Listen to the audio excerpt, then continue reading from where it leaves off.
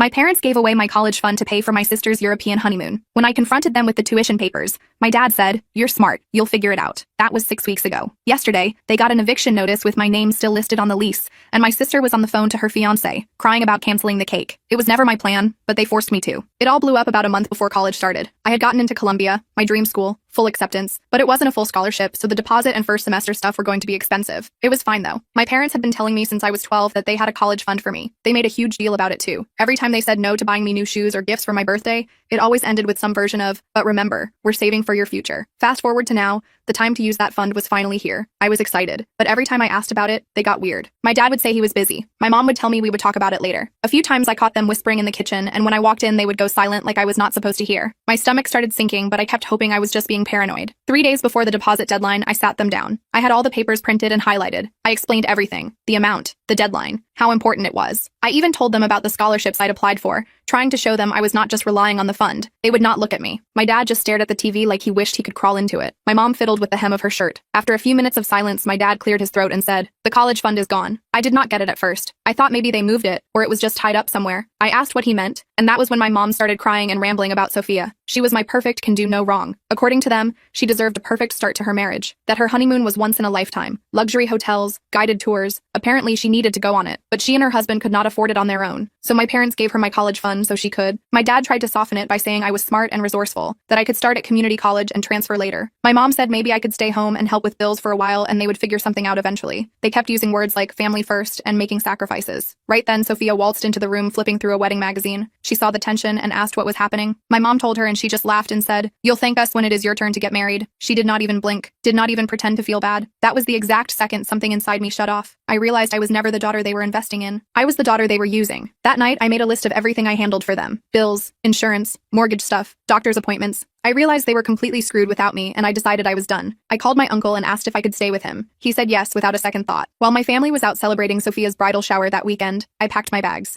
I left my house key on the kitchen counter with a short note that just said, "Thanks for everything. I'm moving out." Before I left, I went through all the accounts. I removed my email and phone number from everything. I canceled automatic payments linked to my bank account. I changed every password they had ever made me set up. I logged them out of every system they did not even know how to access without me. I got on a bus to my uncle's place with 2 suitcases and my backpack. The fallout came fast. First, my parents lost internet because they did not realize the bill was due. Then the lights got cut because they never figured out how to reset the autopay. Then Sophia crashed the car and found out the insurance had lapsed. Medical bills started piling up because no one was around to translate for the doctors or file claims. They didn't even know how to pay rent without me. They were getting evicted. Oh yeah, I never mentioned, none of them spoke English, so they were totally screwed. But I did not feel bad. I wanted to just forget about them. But then I came home to my uncle's one day, and I found Sophia, as well as my parents. They were moving in, and there was nothing I could do